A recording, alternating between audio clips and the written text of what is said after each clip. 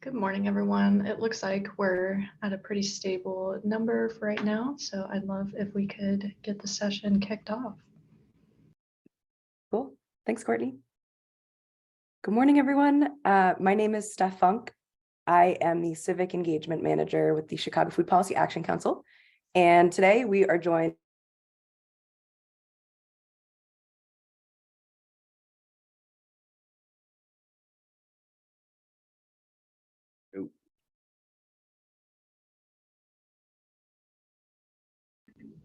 Nick, do you want to also introduce saying yourself? that, like, we're coming. Sorry, I lost you, Steph.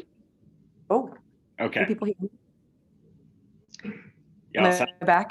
Yeah, and you're unfrozen now, so maybe if you want to try to quickly recap that introduction. Okay, sorry. What a bummer. We've been on the Zoom for like 45 minutes, and of course, right when we start is when I have the hiccup.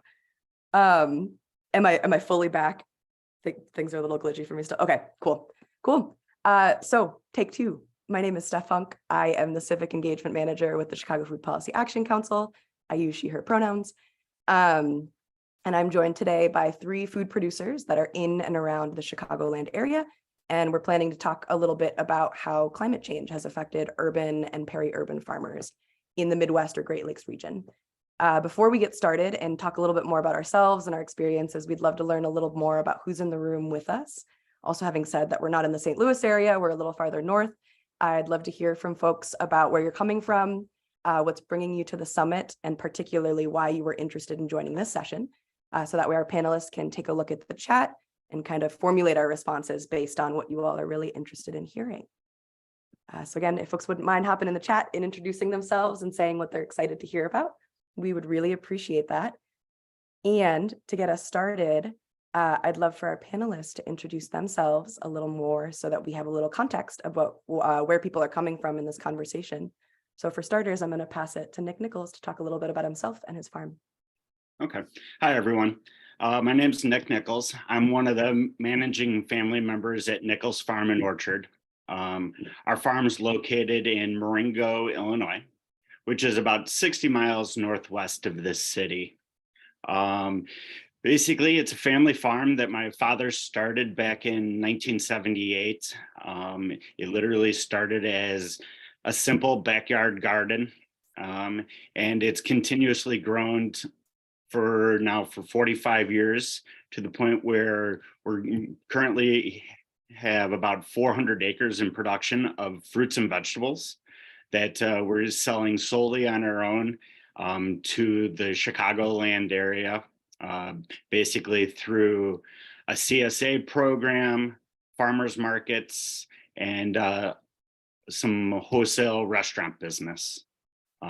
We grow a real large range of produce, starting in the spring with rhubarb and asparagus, strawberries, and continuing throughout the whole year till fall. We have about a 45-acre orchard of apples and a few other random trees. But our big thing is we try to grow as much as possible, as much variety as possible. We claim that we grow over 1,000 varieties of different fruits and vegetables that we offer to our local customers throughout the year. Thanks, Nick. Next, Oscar Villa. Hello, my name is Oscar Villa, him, he, him, pronouns. I am originally from South America, Bolivia, and I came here in 2000. In 2013, I find out that we can have bees in Chicago, and that's when my journey started. In 2018, I decided to increase the beehives, and right now we have like 140 hives are in Chicago, around Chicago, and a few in Wisconsin and Michigan. We produced last year 8,000 pounds of honey, and we sold it in 5 farmers markets in Chicago and some little stores too. And And that was my journey with bees. Thanks, Oscar.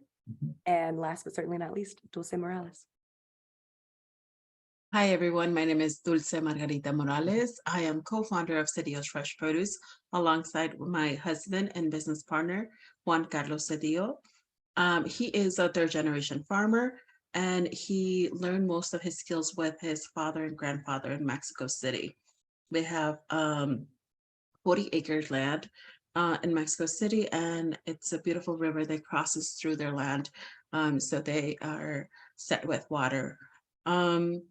Here in Chicago, he graduated from Windy City Harvest apprenticeship program in 2010, just to kind of learn the style of growing here. It's a different growing zone, so there's a few different things that we have to know. We are going to start our 6th season, and we grow in a 1/4 of an acre urban farm in Inglewood, 325 West 70th Place. This, like I said, we're going to start our 7th season, and we grow a variety of things, from a hoop house of 200 plus tomatoes, cherry tomatoes that we grow in there. We have kale, Swiss chard, collard greens, carrots, onions, garlic, a nice variety of different vegetables that we could grow in this climate zone. Also, we have raspberries, 2 blueberry bushes that we just added, 4 pawpaw trees. They have a long way to go. 2 peach trees also have a long way to go. And we have a Perry Hill, just make sure that we have enough native plants. We host 10 beehives. 4 belong to Cedillo's, 4 belongs to Oscar, beautiful honey and candles, and 2 belong to another beekeeper.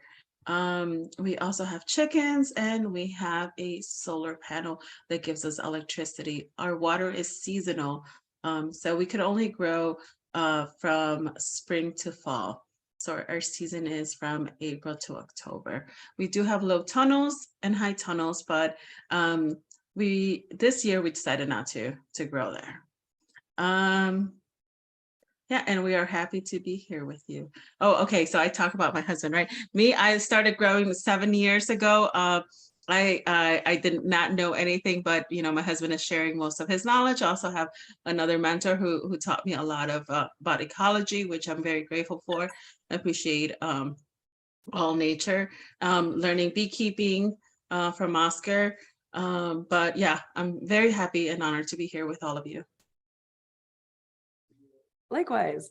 And really quickly to introduce myself again, I am not a farmer. I am a gardener, and I'm a small scale chicken keeper. I have 13 chickens in Brighton Park, Chicago. And one day I think I'd like to be a farmer. I'm starting to take the plunge. So really excited to be in community with you all. And so thankful that you all are here to show us a little bit more about how the changing climate is affecting your operations and talk a little bit more about the future of farming.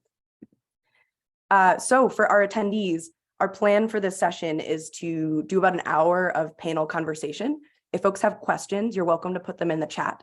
If the question is particularly relevant to what the speaker is talking about, we might pause and take your question in real time, but we're also saving about 20 minutes at the end for open Q&A. So if you have an overarching question or want us to talk a little bit more about something that we didn't really dig deep in, you can, again, either put it in the chat, or once the panel is formally concluded, we'll let folks come off mute and we can just kind of hang out. But now that we are done with introductions, also thank you folks for introducing yourself in the chat. Again, it's really cool to just know a little bit more about who you are so we can tailor our answers and make sure that we're really talking to you. We've got a list of questions that we're going to tackle. So to our panelists, our first question, of course, with this being about climate change and how it's affecting your farming operations, is how has climate change recently affected your farm? Dulce, let's start with you. Well, like I mentioned, we have been growing for 6 seasons now. We're starting our 7th, and we realized how this year our tomato production was reduced very drastically. And I'm not going to say it's because we have been growing in the same space, because we're adding compost, we're adding tea tree, worm tea, and other, we are making sure that our soil has the nutrients needed. So that shouldn't be the case. So we realized that the weather this year was very changing. We had like very cool, very warm winter, very similar to this year. And then the temperature went down and then went back again. I remember we had close to 90s in March, and then it went down again. So I feel that weather change really affected the way our tomatoes produced this year. Like I said, and water was the same. Everything was the same. So the factor that we consider that has changed greatly was the heat. And a lot of people know that plants do not grow after 95 degrees. So like I said, we're growing our tomatoes inside a hoop house, and whatever temperature is outside, it's going to be warmer 10 degrees inside the hoop house. So we have no control over if it gets cooler or not, because we only have so much electricity that got produced this year, and not enough for us to make a control environment in our hoop house. So yeah, we couldn't control that. So anything above 95 degrees is stopped producing our tomatoes, or in a lot of plants. I'm not really familiar what plants grow best at those degrees, but not tomatoes for sure. So yeah, that is one of the things that we noticed this year. There were other little stuff that we noticed. Peppers did great, but not our tomatoes this past season. Nick, how about you? And Nichols Orchard, how has climate change affected your operation? So climate change is different, it seems, every single year for us. We grow such a large range of variety of fruits and vegetables that it seems like something's always being affected by it. Last year, like Dose said, the tomatoes had an issue.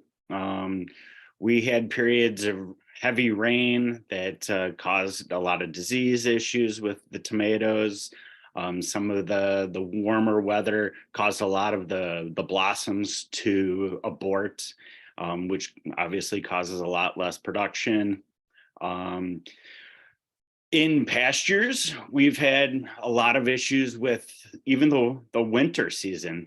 2 years ago, we had a period in the late spring where the weather dropped down into the mid 20s while all of our apple trees were in bloom, and we ended up losing about 75-80% of the apples, which unfortunately there was almost nothing we could do about. We just sat back and watched the devastation and have to deal with it. Unfortunately, that's what it seems like it's happening. Every year, it's one thing or another. You got to deal with the ups and downs constantly. Nothing seems consistent. So, I mean, really, what we find ourselves having to do is to be as diversified as possible. That way, if last year our tomatoes didn't do well, maybe our peppers will do real well. The year before our apples didn't do well, but maybe maybe the sweet corn or tomatoes did well. But it's a constant battle, and we're just every year is a new issue. But we'll see what happens for this year. We'll see. It's a fun roller coaster that we're on together. Someone in the chat is echoing the same about tomatoes, and that it's just so difficult to manage how quickly things are changing. Oscar, how about you? Have you seen the changing climate affect any of the bees or any of the things that you've been doing? Well,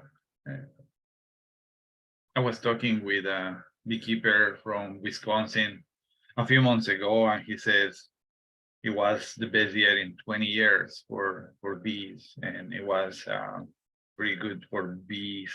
So bees, they need certain amount of rain, certain amount of sun, so the flowers can produce the nectar. So it was good for the bees. Every year is kind of predictable with the bees. So you know when the flowers are coming, the dandelions, the fruit trees, the basil, the things like that. But I noticed in my little notes that I take that the basswood is coming earlier every year. Like 3 years ago, it came in July 1st. 2 years ago, the flowers start blooming in June 20, and I think last year it started blooming June 15. But of course, there are different kinds of basswood trees. But I think, and I don't know, but I think we're getting warmer, so we have in the fall, it was very warm fall. And I think that unbalanced the bees a little bit. The bees, the queens, start laying a lot of eggs.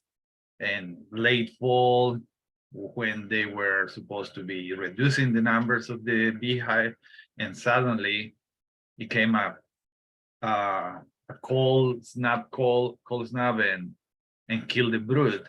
So, and I lost some hives, I think because the brood was chill and they were putting resources.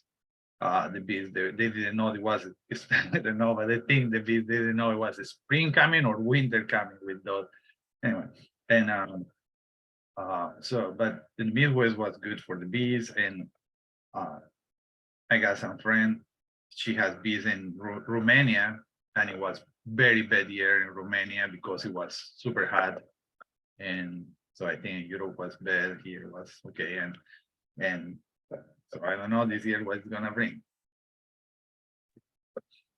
It's interesting to hear that it's so different and dependent. So it's nice to hear that it's not all bad news, but it's also kind of spooky that it sounds like it's really hard to anticipate the changes and how you're going to have to adapt year to year, and kind of even sounds like month to month. Our next question is, in what ways has your farm had to adapt to the volatility changing climate? And Nick, you talked a little bit about having to diversify your crops. I want to start with you in a couple examples and ways that Nicholas has had to adapt to the volatility. So with the climate constantly changing, things like rainwater, we're having a harder and harder time knowing, is it going to rain this week? Is it not going to rain? Are we going to go a month without rain? Is it going to be so hot that the ground's just going to dry up? So we end up having to spend more and more money in investing into wells and irrigation in order to try to combat the changing weather, because you don't know. And unfortunately, when you're growing vegetables need consistent water. We're constantly planting new crops and all that. And just for germination, they need moisture. So things like wells are definitely things that we're constantly contemplating having to put more in, pump more water and things like that. Unfortunately, the cost and all of that is unbelievably expensive. So you just have to kind of weigh the benefits against the cost and hope for the best. Some things we just realized that we're just not going to be able to plant. We used to be able to do some greens and lettuces over the summer months. And with the warmer and the hotter temperatures during the summer, we find ourselves just realizing things like arugula and lettuce, it's just not worth it. It's too much effort and too much work for what you're going to get out of it. And we've just decided to stop growing a few items such as those at certain times of the year. There's other things, though, that you could be a little bit more positive. Sometimes we because of the warmer weather, our seasons have extended almost. We've been able to pick tomatoes in our area as late as the first and second week of October, which is very unusual. Normally, in the years past, we normally get our first light frost at the end of September, middle to end of September, and it seems like that's been pushed back 2 or 3 weeks now. But like I said before, it's different every year, and the volatility is what makes it tough, because you don't exactly know what's going to happen. And being a farmer, you have to really plan ahead. You don't know. I mean, you have to think of what's going to be going on 3-4 months from now. And you're investing now into seed and planting and your time and effort. And it might be a blizzard. It might be 80 degrees. You never really know anymore. Totally. Dulce, I want to go to you next because first I want you to talk a little bit about the water situation in Chicago. You mentioned earlier that your farm doesn't necessarily have year-round water access. And also I saw you nodding along as Nick was talking. Yeah, I agree so much with what Nick was saying. Water, you don't know what your how much you're going to need and make sure that you have constant. So we definitely have irrigation system on our farm. One of the things that I did not mention is that we also have a 1/4 of an acre community garden that has no water access. So it takes us about an hour to put the half an hour to put the hose, another 2 hours to water, and another hour to remove the hose. So we have tried collecting rainwater. Unfortunately, because of the neighborhood, it's also not safe to leave all the water out there.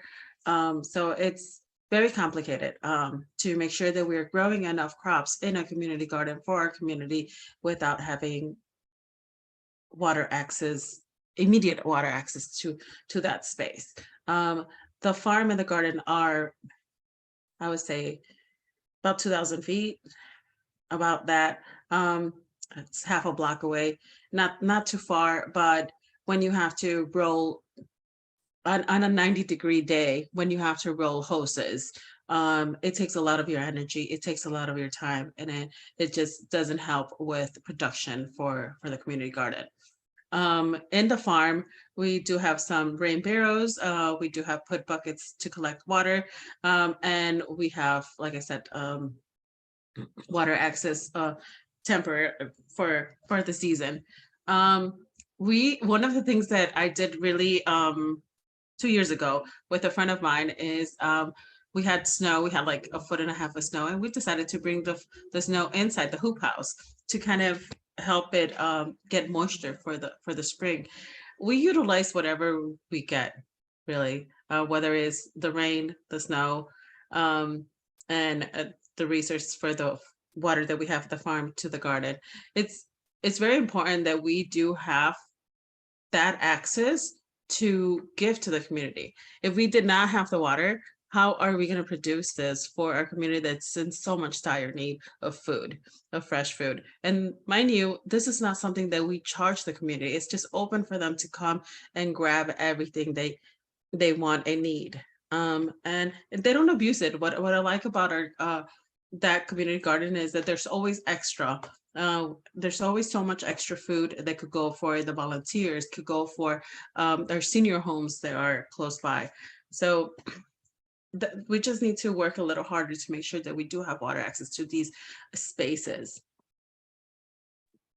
And Dulce, what have you had to do to adapt your overall farming operation to account for the volatility and unexpectedness of the changing climate?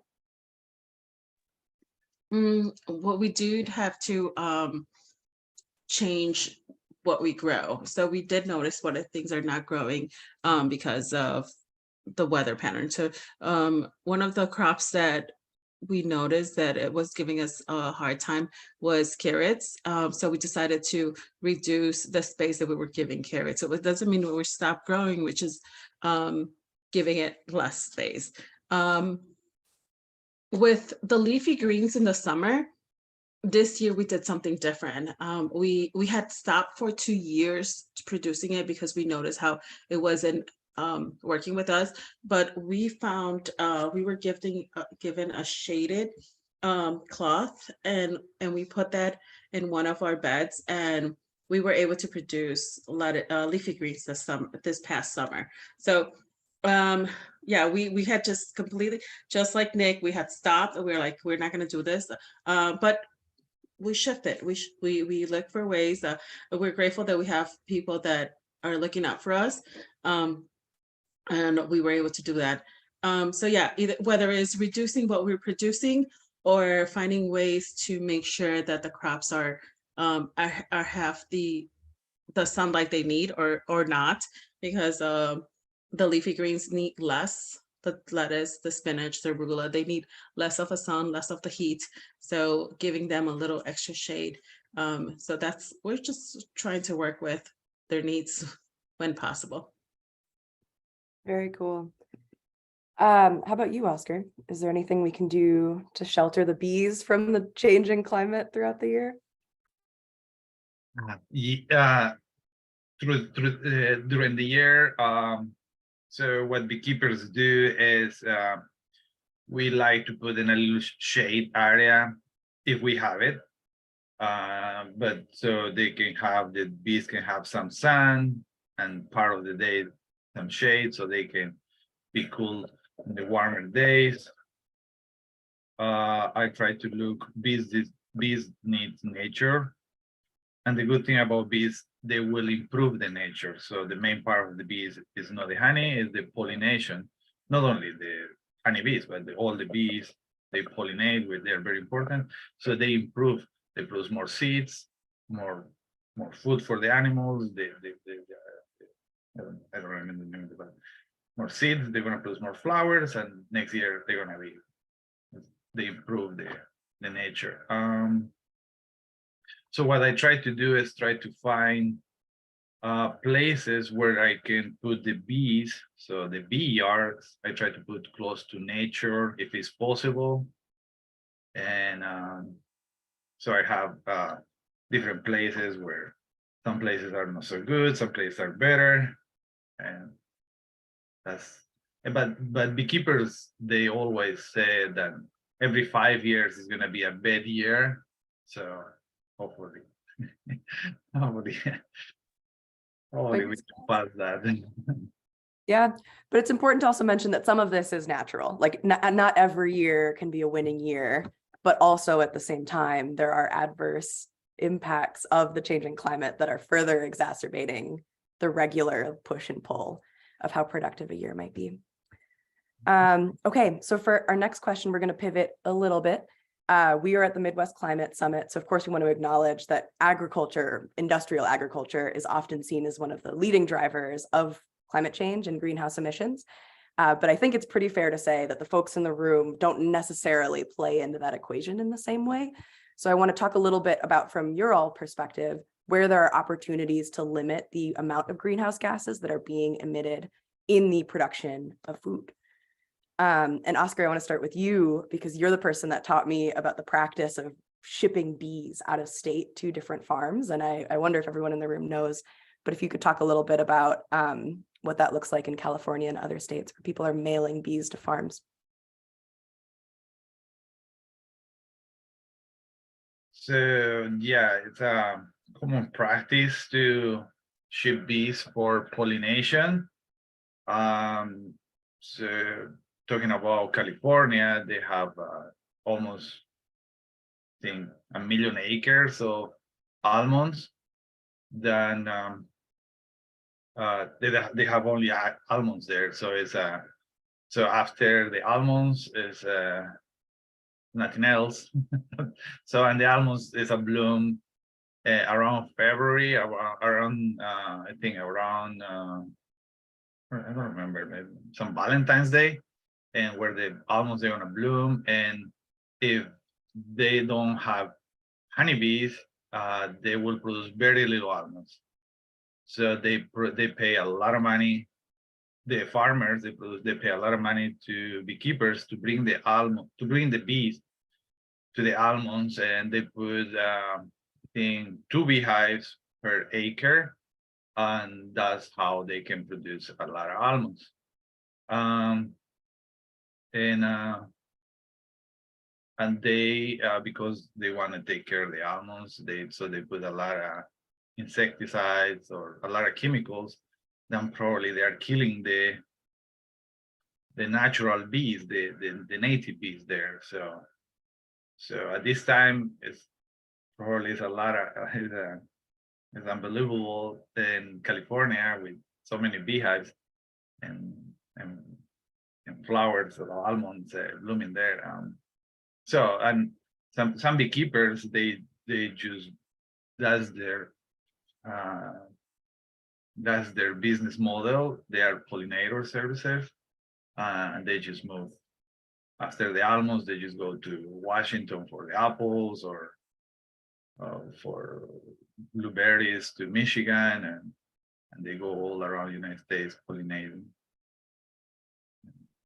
So one potential way we can limit industrial agriculture's greenhouse gas emission rates is not shipping bees over state lines potentially, and investing in the natural ecology so that there are native pollinators in the area.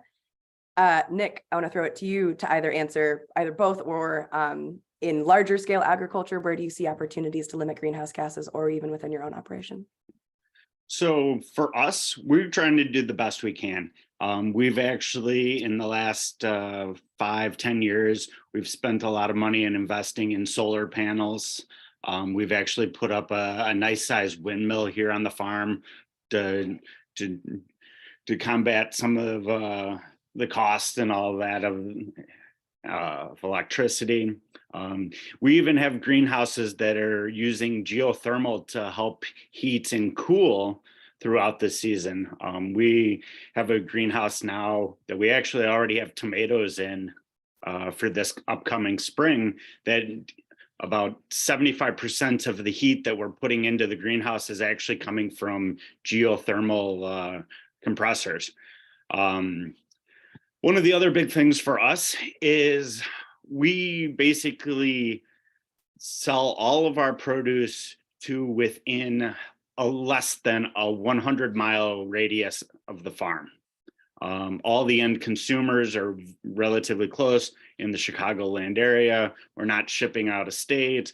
We're trying to keep our basically our customer base as close as possible, so we don't even have the shipping and the use of diesel and all that. But I mean, it's every little bit helps for us. There's no perfect way to do it without using at least some or causing some greenhouse gases. In farming practices, we do a lot of crop rotations and green cover crops and things like that in order to put more and more nutrients back into the soil. But we're trying to do the best we can, and every year it's a little different, and we're trying to protect the environment the best we can. Definitely. Dulce. How about y'all? I'd also love for you to talk a little bit about the solar panel that you mentioned earlier and how you got that set up on your farm. Well, the solar panel is just such a blessing at our farm because we have no electricity access. But an organization that has supported us in the past 2 years give us the money to put it in. I believe it only costs $6,000 only. And we are able to charge our phones, put our computers. Sometimes I jump into meetings from the farm. We have been able to host farm to tables and connect a fryer there. We have done so many amazing things because we do have this energy access at the farm. But another thing that what we do is we are only servicing our community. Anything within, I think the farthest we have gone is 10 miles radius, but everything is within 5 miles radius. Yeah, we serve our community of Back of the Arts and Little Village, which is our predominantly African American and Latino communities that are lower income.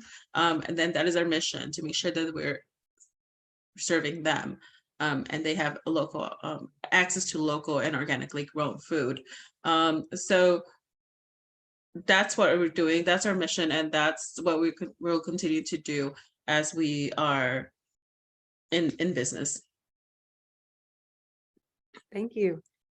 And Nick, I want to give a little space for you to talk about the orchard and the native bees that we talked about yesterday with the lack of European honeybees on your farm. Yeah, I was talking to Oscar about it briefly yesterday too, where In the past, we've actually had other beekeepers come out and bring their hives out to the orchard, especially during the blooming season, and even out into the fields. A lot of other crops obviously need pollinators as well. But the company that we were using for the beehives decided that it was more profitable to send their bees out of state.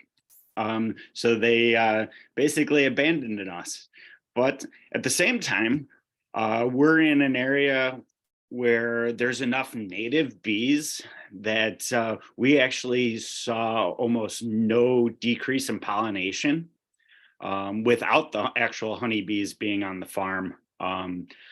We probably save about a quarter, maybe 20 to 25% of the farm is actually unplanted with green pastures. There's a lot of wooded areas. There's ponds, there's creeks. There's a lot of diverse area that luckily enough, the bees have managed to do really well. And we've had very little issue with pollinators because of it. That's amazing. So one big thing I'm hearing is that you all largely work with the environment in growing food. There's a lot of different ways we can grow things. And there are some farmers that really need to manicure their space and be completely in control of everything. And it sounds like you all often are looking to how things are naturally operating and trying to see where you can fit into that. One thing that I've learned about the difference between honeybees and native bees is since native bees have evolved with the flora and fauna of the area, they can often be more effective pollinators than European bees that evolved over in Europe away from the plants that we have.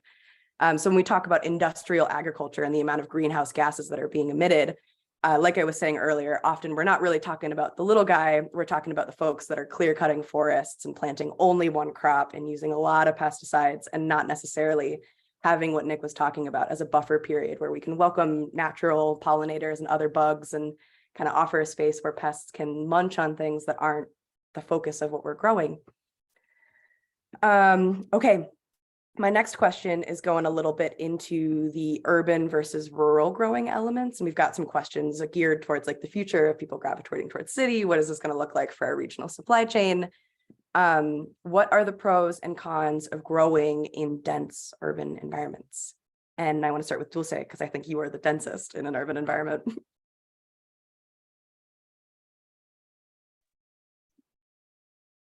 You're muted. Dulce. Am I? Oh, okay. Well, the pro is that we don't have to travel very far to serve our community. That is a big one. The con is that we just don't have the big space to maneuver the season in case something is not working out. So I'm grateful that we do work with the ecology that's surrounding us. We have a little prairie and it gives us a little way of letting nature do its thing. We also do a lot of companion planting, not because we're trying to maximize the space, but because we know that by doing that, plants help each other. And a lot of people are aware of the Three Sisters, but we do beyond that. So yeah, I love that we're in the city. Everything is accessible in a way. The people they are consuming are right there. They could come to the farm at any point. But yeah, I think giving the opportunity of moving to an area and grow in a larger scale. I would like that. Unfortunately, it's not in my husband's plans. So we had to turn down 2 invitations to grow other places. He's a city person. So we're sticking around. And Nick, not fully on the flip side, because you all are really close to Chicago, but what are the pros and cons of servicing an urban area while being slightly outside of it? Like I said earlier, we're only about 60 miles from the downtown city. The negatives would obviously be we spend a lot of time driving. we have to deal with a lot of traffic. And I mean, to go 60 miles isn't out of the question to take 2 hours, 2.5 hours on the wrong time of the day.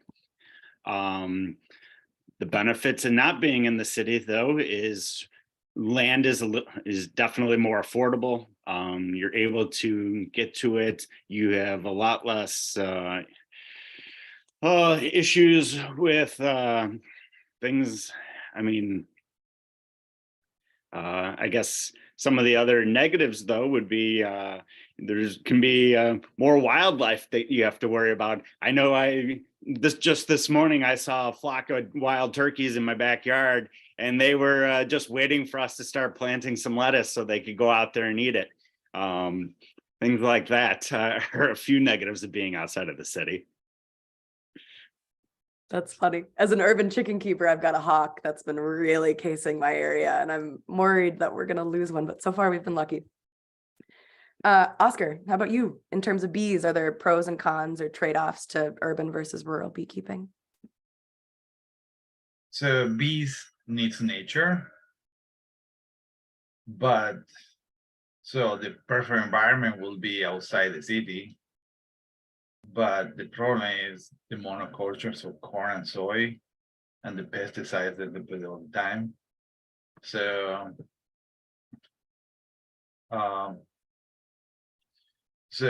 there's I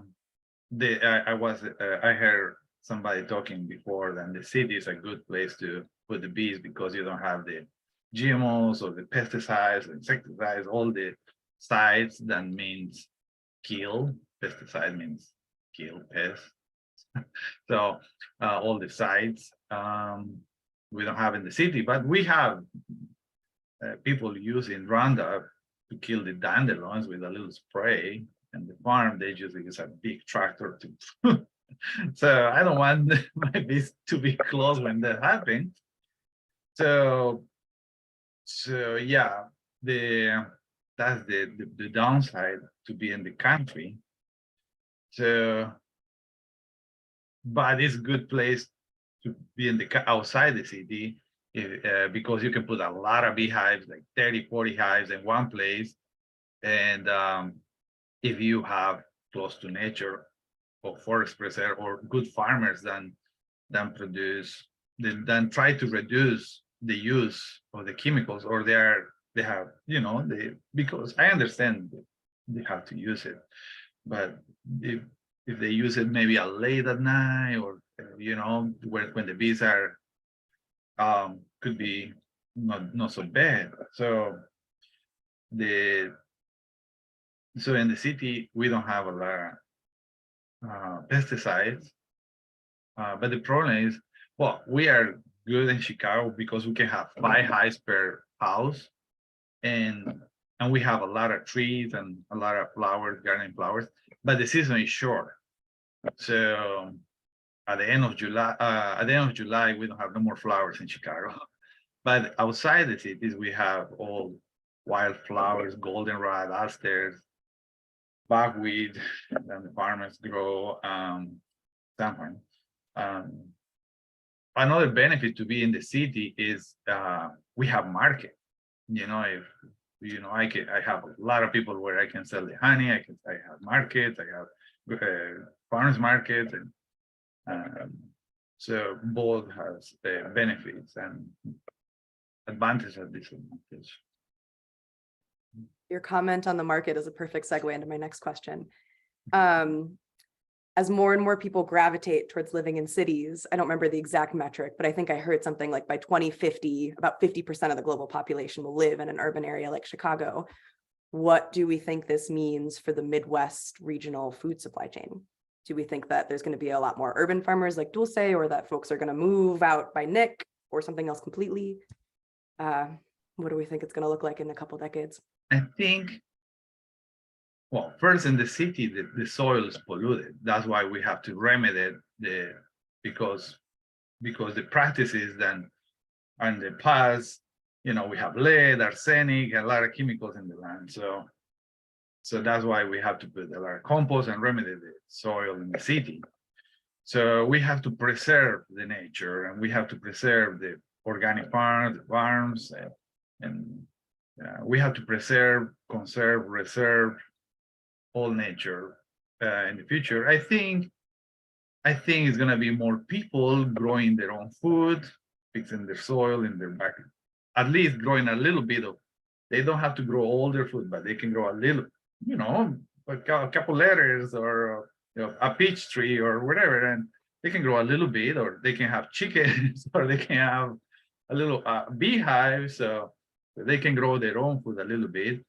And because there's going to be more people in the cities, then there's going to be a more need for food. So the farms, they're gonna, it's gonna be good because they're gonna have more people needs to eat, and the farms, and now I think it's gonna be a conscience of, it's becoming a conscience. Okay, maybe we have to reduce these chemicals and produce clean food, because the alternative is, okay, we can, we're gonna get used to eat chemicals, and gonna be more people sick, more allergies, more wheat intolerance, lactose intolerance. I cannot drink this, I cannot, because the water, the food they have, and we need, and I hope in the future it's gonna be more clean food, good honey. So I hope. Fingers crossed. Mm. With the comment about soil, I want to throw it to Dulce to talk a little bit about what you think the future of the food system will be, but also talk a little about how your soil ended up on your farm. Okay, so I wanted to agree with Oscar about clean food. And I think that after COVID, a lot of people became very conscious about eating clean, because it does affect their health at the end of the day.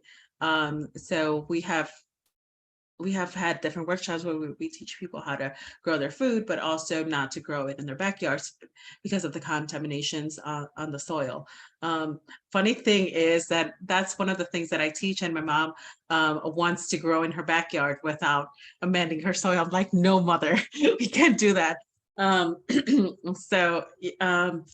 Yeah, so I need to have a serious talk with my mother about that. But how did my soil get there? That's very interesting. Our farm was made by the city, by these developers, and it was a lot of thought put into it. We are mainly compost made up farm, but they made it a little raised in order for it not to be flooded, because Nick would probably be able to talk about flooding, how a lot of crops get lost due to flooding if they have flooding in their area. So it was made in such a conscientious way that it's lifted. I believe it's 6 to 10 feet. It's like a hill. So the highest is 10 feet and the lowest is 6. And it was done in such a very thoughtful way that if it rains, the water was just drained. It is like, there are 4 plots. The plots are, I want to say 26 by 54. And they're like big pools of compost, and the water will drain to the side. It could hold X amount of water, but the excess will drain to the side. And the native land that was there was just pushed. It was pushed to be a hill, and that's where we have our prairie, our native prairie, and that's where we have our bees, and that's where we have our pawpaw trees and these berry bushes that we just planted. So we're letting nature do its course in that area, and planting what we need to plant and making sure that the native plants are there.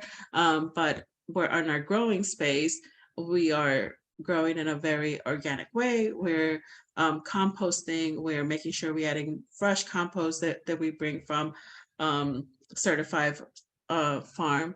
So yeah, our farm is very unique because it was man-made to make sure that to ensure that we have the maximized growing space. And Nick, how about you? Where's all this landing for you from being outside of Chicago? What do you think of the future of the food system and the composition of where farmers are going to land?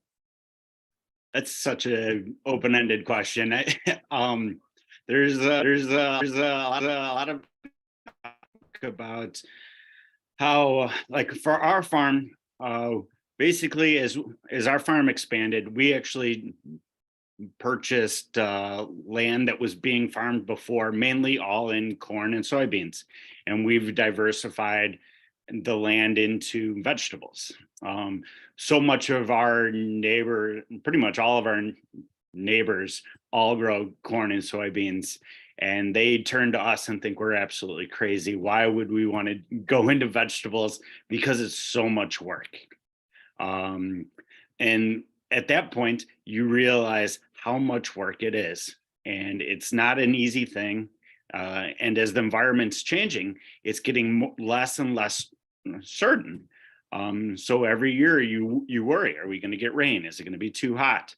And you have to, there's a lot of people out there that are concerned because it is such a crap shot that you don't know what's going to happen this year. Are you going to make enough money to pay your bills and your mortgage and all your expenses? And I think that there's not many people getting into the industry because there is so much uncertainty anymore. For the amount of time and hard work you have to put into, you don't even know if it's going to pay off at the end because the weather could just do you in halfway through the season. You'll have all your expenses in, and it could be all over because you just had 6 or 8 inches of rain, which isn't uncommon anymore. You could just have a bad weekend and it's all over. When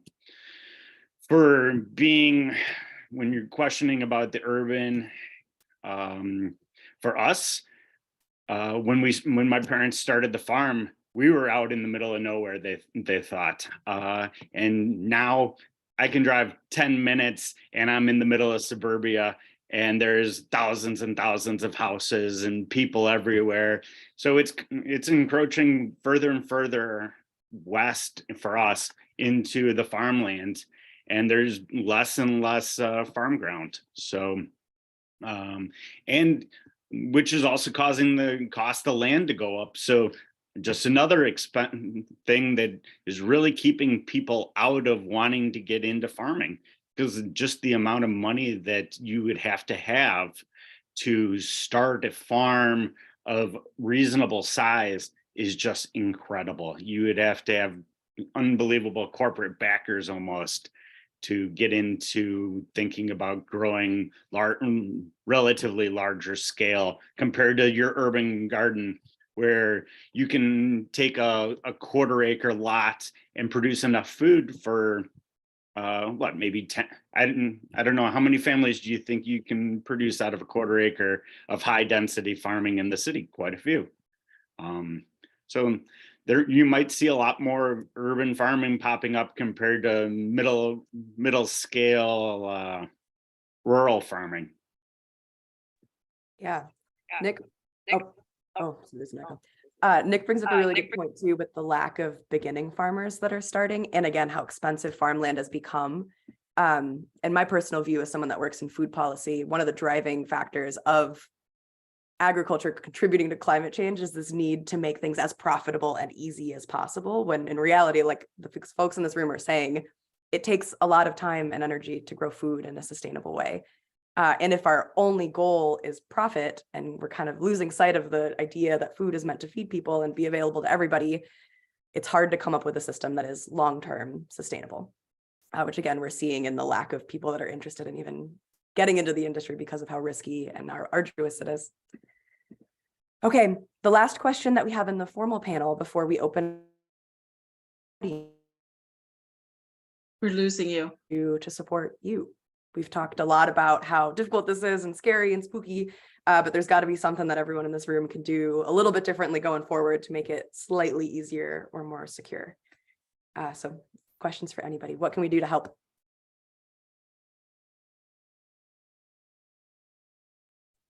I would like to say that one of the things is talk to the politician, make sure that whatever is going on in the House of Representatives, it's to benefit us, to make sure that we are protected in any way, because sometimes, well, I remember when we started growing, they wanted to put so much restrictions about what we were doing and how we were doing.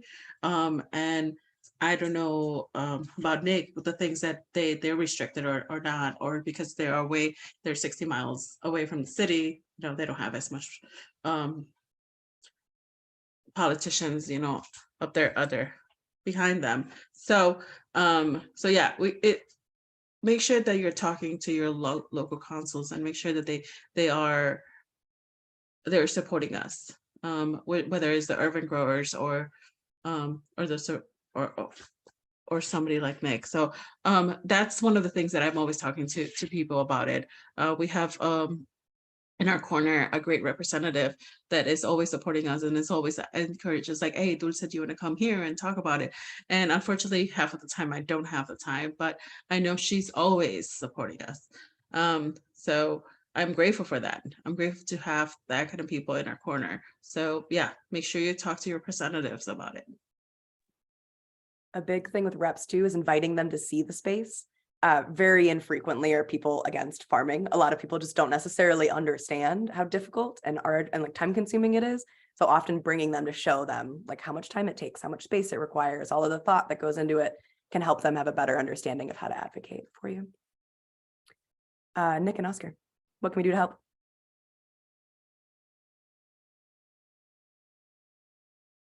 So one of the big things is definitely support your local farms. Go to farmers markets, go to restaurants that believe in sourcing products locally.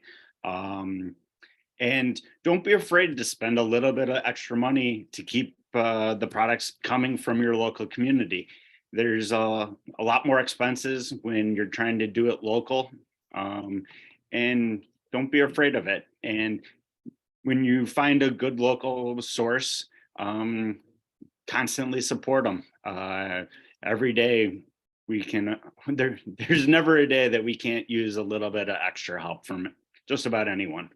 And not just me, but Oscar, Dulce, or any of your local farms. I know a lot, the conference is down in St. Louis, but I know there's plenty of local farms in that area that you can always support.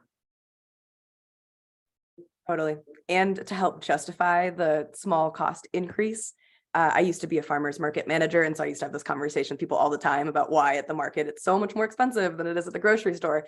But two really big reasons or ways to justify the cost increase is one, if you're buying local, the shelf life of your product is likely a lot longer. Like if it didn't need to get on a truck to go to the grocery store and sit on the shelves for a week before you buy it, and you buy it directly from the farmer, that means you have a week longer in your fridge before it spoils. And the sooner from harvest you can get something into your mouth, the more nutritionally dense it is. So if you're buying from local farmers, you're buying much higher quality food that will last much longer. So you're a lot less likely to waste it, and it's a lot better for your body. A lot of storage crops like potatoes and carrots that can sit on a shelf for 6 months, by the time you're buying them, a lot of it's just like glucose and water. A lot of the like really awesome macro and micronutrients that were there months ago have kind of oxidized since. Oscar, what can we do to help you and the bees?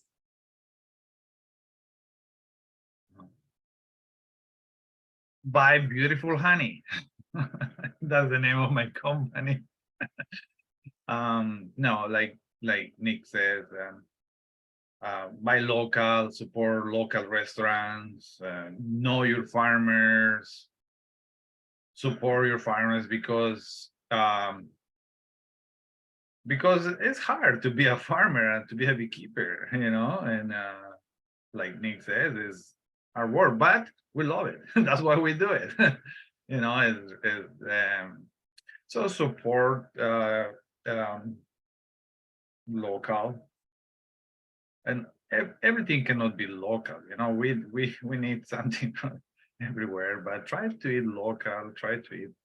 And like Nick says, don't be afraid to pay a little extra because you're sooner or later you're gonna, I mean, if you eat bad stuff or we can get sick. And I'm not saying that people who eat the good stuff they don't get sick, but and like I was saying before, is like if you like beekeepers, we have to throw the frames of the beehive where the store is pollen.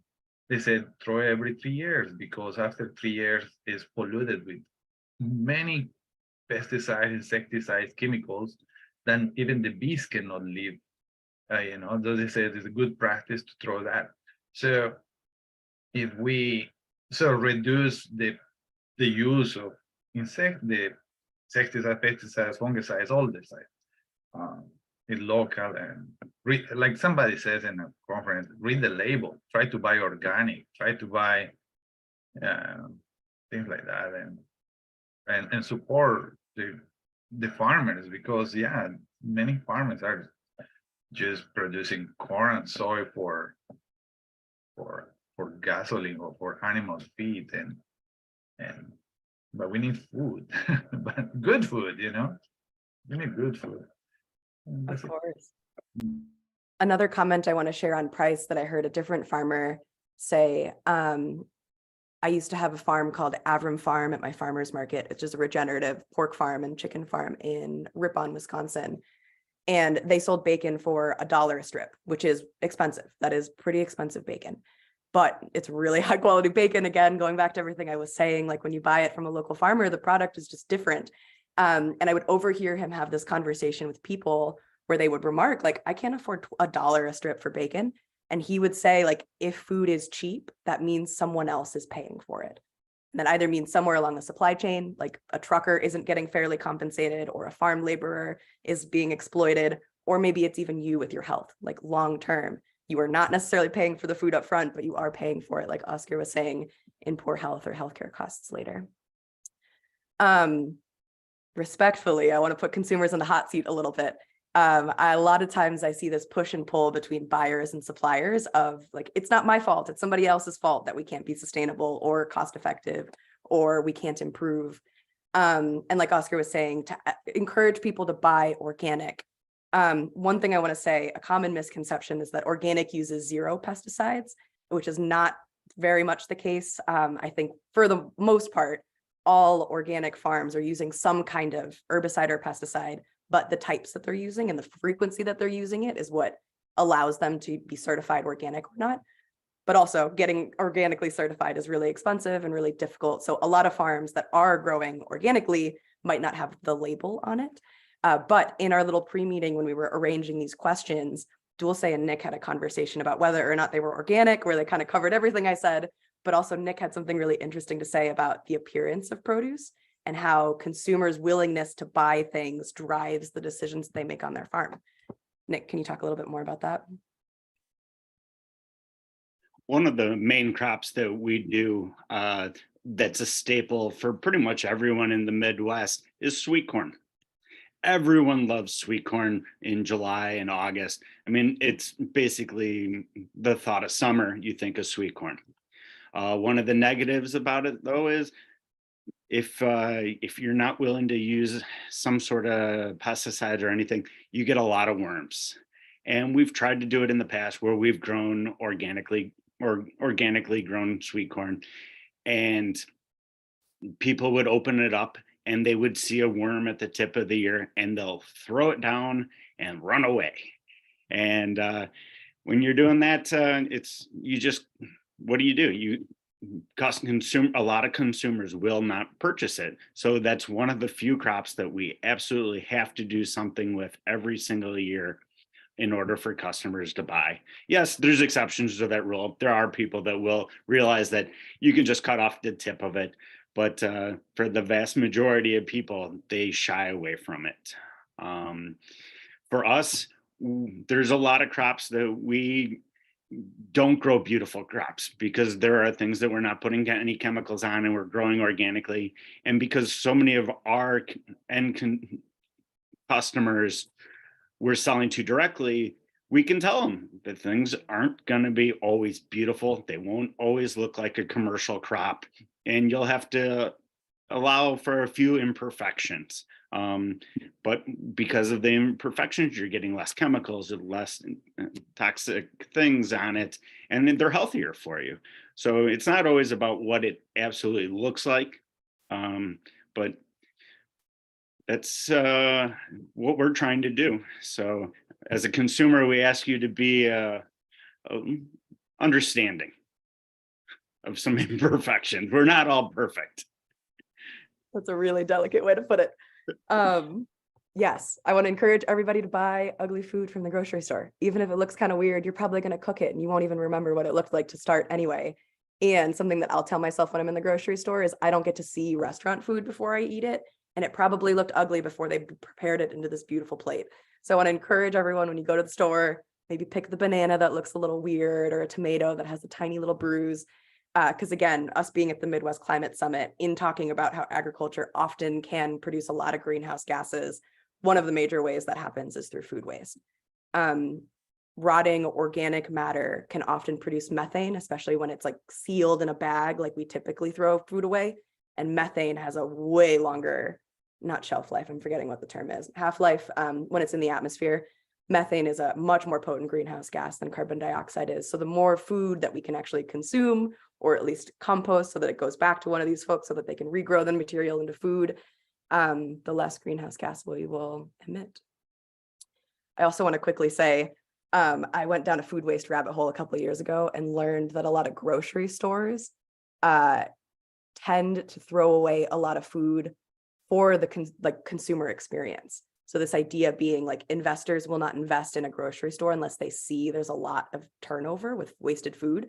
Because if a grocery store is wasting a lot of food, that means they're prioritizing the customer experience. And they're making sure that all of the beautiful produce is up front and that they're removing the ugly produce from the shelves before people can complain about it. So I would again encourage people to talk with folks to say, like, this is okay. We can eat things that look kind of funky.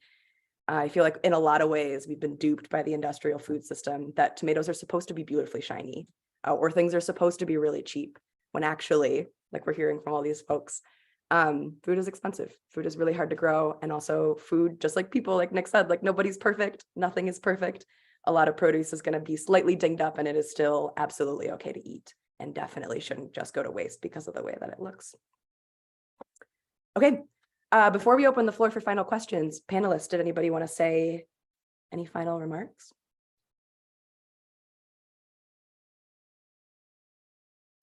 I want to say that if you are supplying to the right people are going to continue to buy. One of the things that a lot of people love to buy is my heirloom tomatoes.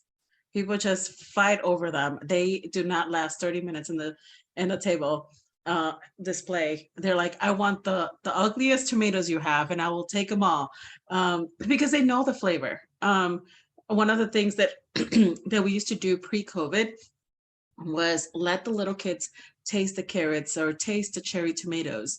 And unfortunately, after COVID, it's just a little bit harder to do all that.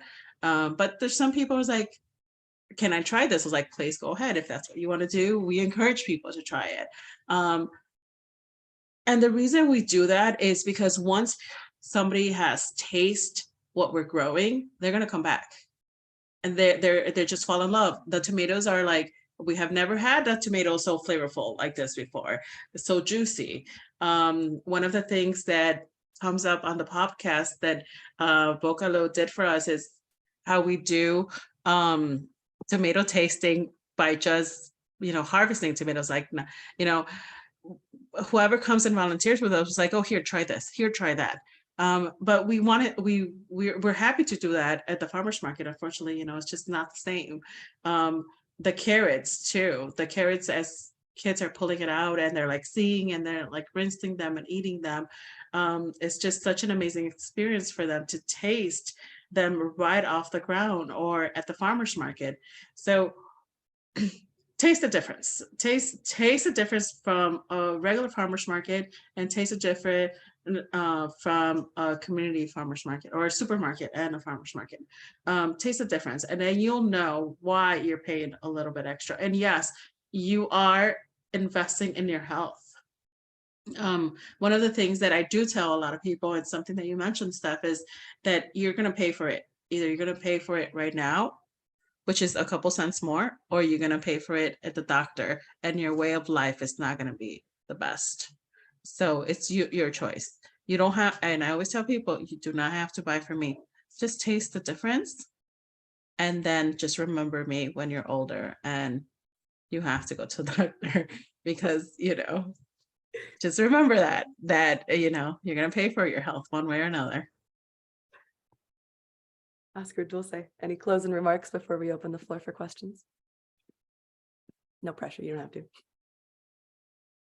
Just one last thing. Just remember that farming's not an easy industry, and it's getting harder and harder for all of us. It's passion that people that want to be in the industry, and that's why we're here. We enjoy it. We love being outside, and as climate's getting more and more unstable, it's getting harder, and there's not a lot of people wanting to get into it because it is hard work. And just appreciate the people that you're around that are willing to do it for you. And not everyone has the circumstances to do it, but for those that are, make sure you tell them that how much you really do appreciate them. Yep, and like Dulce says and Nick, so it's hard work, and there's a difference. It's when I like to give honey to kids, to babies, and they don't know how to do tests, and they introduce the sugars, and they love the honey, and we're proud of what we do because we know we're doing a good thing with the good food, clean food, and like Nick says, we like to do it. It's our passion. It's hard work, and it tastes good. Real food tastes good, It's like the tomatoes then Dulce because it's a ripe, good soil, ripe at the right time. The honey, it's like I always say to the customers, and they say, "Oh, I never tried honey like this." I said, "It's like wine. We don't have one honey the same. It tastes different. Depends the place, depends the flower, depends the season." So, yeah. Thank you all so much for being our local farmers and also a part of this panel. We've got about 15 minutes left. If the audience has any questions, like I said earlier, you're welcome to come off mute if you feel comfortable doing that, or you can post it in the chat and I'll read it out to our panelists. And if folks don't have any questions, I have some in my back pocket as well, but I want to give a little space in case people wanted to ask. I do have a question. So we were talking about how, how expensive it is to get into farming and how it's getting more and more inaccessible. And as a young person who's interested in growing their own food, I was curious to hear what you all thought about like getting different funding sources. Right now I'm reading More Than Just Food by Garrett Broad, and something that he talks a lot about is this idea of operating in the shadow state, or like small farms or organizations getting funding from big corporations, although like funding is necessary, clearly. Getting funding from those big corporations can sometimes hinder our goals of reshaping the food system because we're consolidating power back into, those exploitive hands. So I was wondering what your take is on how do farmers approach that, and how do we get our foot in the door while also keeping in mind our ultimate goals for the food system? Really good question. I know that there is an awful lot of grants out there. There's even a local foundation here in Chicago that Rick Bayless, a very big promoter of local foods, he puts together a local foundation where he gives away tens of thousands of dollars to startup farmers. And I'm sure there's many people out there in other locations that are out there to try to help start to get into the process. Don't think that you're gonna jump into it and be able to. It's a growing thing, and it takes a lot of time and effort. And it's not one of those things that you can just like, boom, I'm going to be a giant farmer and I'm going to produce tons of produce. There's a very big learning curve involved into it, and take it slow. And like I said, there are people out there that are willing to help many startups. In Chicago, they have urban advocates for urban agriculture, and we got a couple grants from them. And that's in 2013 they make a urban lifestyle expo. That's how I find out that we can have bees in Chicago, and 2 years ago and this year they support us with 2 grants.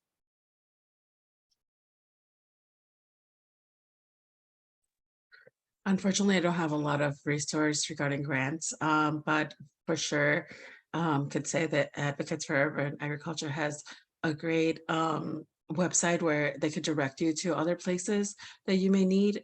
Reaching out to them would be a great start. Yeah, that's such a good question. Where like all of us want our dollars to align with our values all the time. And well, I'd like to say that's a possible 100% of the time. I don't know if it is. I think like choosing where you accept money from based on your own personal values, of course, is really important. But there are some really cool organizations that are working on not necessarily financial capital, but like reallocating resources for farmers to, if, for example, like keep farmland as farmland.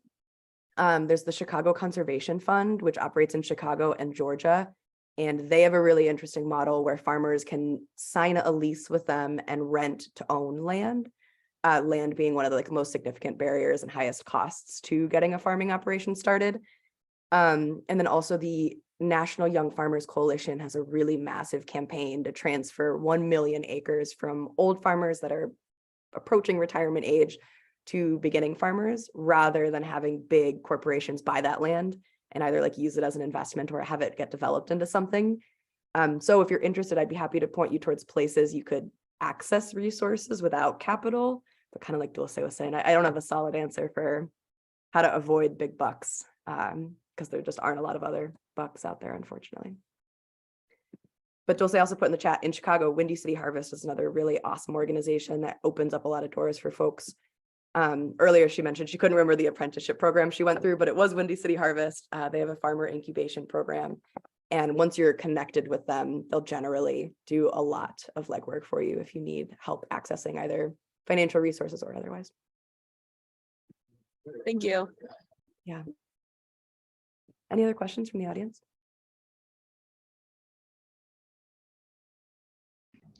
I got a quick question. How have you seen demand for your products and maybe like your peers' products change over recent years? Like, I feel like local food is becoming more in demand and people are more aware of it. Would you agree with that from your perspective? I would like to say yes. Definitely pre-COVID, it was we 2017 we were starting. It wasn't as high as demand, but right when COVID hit, the demand just like skyrocketed. So I would say that for sure the demand has definitely increased for our product. and we did had some canned goods last year and the year before, and people are even more interested in anything that we have to offer. I don't know, it's because people now know our name, people know the quality of our product. Or is it because people are looking more for local and organically? It could be a combination of everything, but we could definitely saw an increase of support after COVID.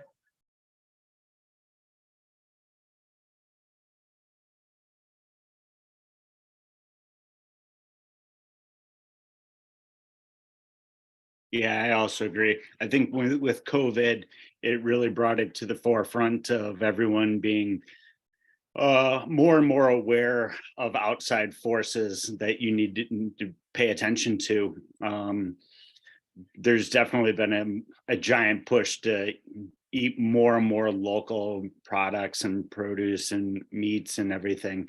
And I think it's going to continue. And the more the consumer is aware of what they're consuming, I think it's a benefit for all local farmers and smaller farmers.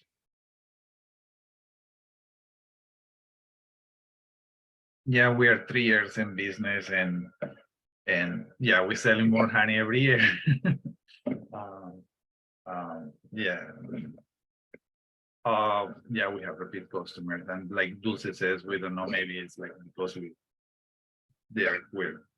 they're knowing us, but I heard from other people before that, yeah, it's people is pushing for local because COVID, we didn't have food, we going around with transportation. So, local definitely is growing. COVID definitely highlighted how fragile our supply chain was. I'm sure folks can remember like lacking specific items at grocery stores for really extended periods of time because of supply chain failures. And now with inflation, of course, food is becoming overall more expensive. And so often if you go to a local farmer, the prices that you'll get from your local farmer might even be comparable to what you're seeing in the grocery store, especially with things like eggs. From the policy side, at the beginning of the pandemic, everyone wanted to talk about food. And now that we're kind of sort of on our way out of the pandemic, I've noticed that's decreased a bit. So since we're at the Midwest Climate Summit, one thing I've been leveraging in conversations with legislators or even just people that are interested in advocating for our food system is food is a really neutral playing field to approach the climate conversation. When we talk about climate change, some people have this really like defensive reaction to disagree with you or say that you're overreacting. But everybody understands how important food is and how essential food is to everyone. So when you open up the conversation about our changing climate through this lens of like, if things change too much, our plates are going to look really different, or like, who knows what it's going to mean for our supply chain at large. I've found people are a lot more open to hearing things like that instead of coming in hot with like solar panels or wind turbines. I think we have time for maybe one more question.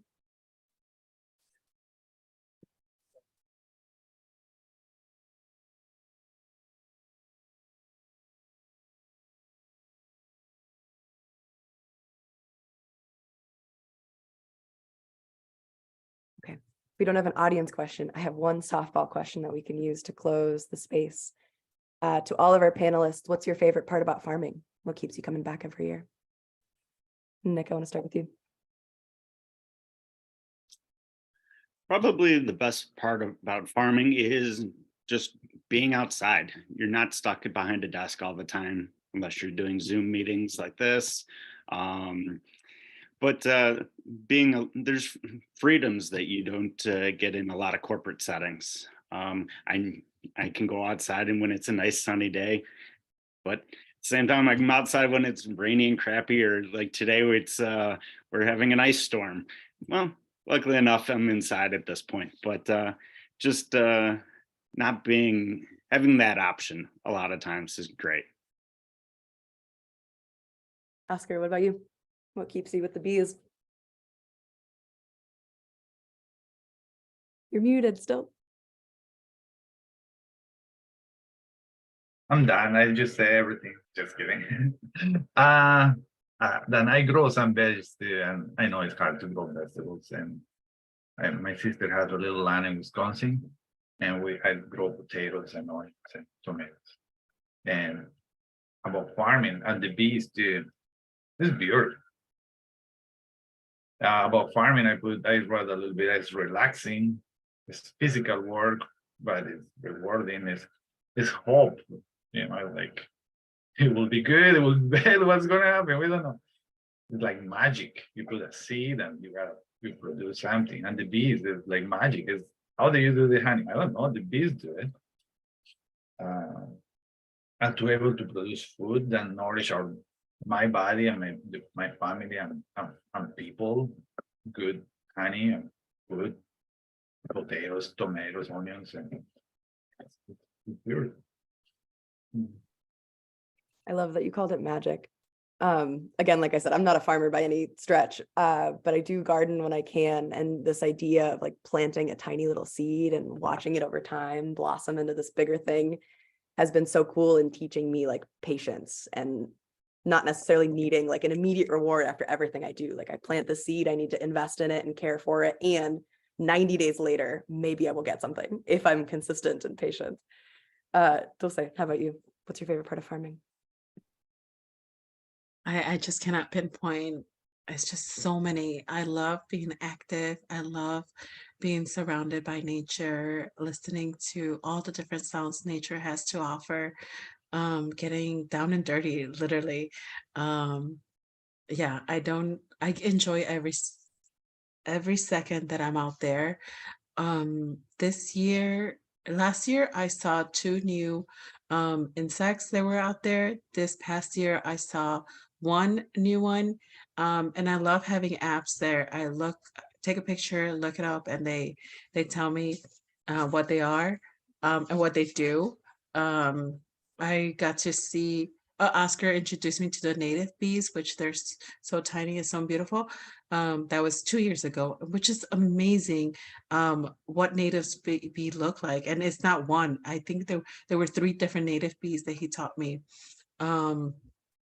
And it's just amazing learning about our ecosystem and how it continues to grow with the space that we're giving it, and the access to the different plants that they have. So nature, I love nature. I love being rooted with the plants, being in one, hearing all the birds.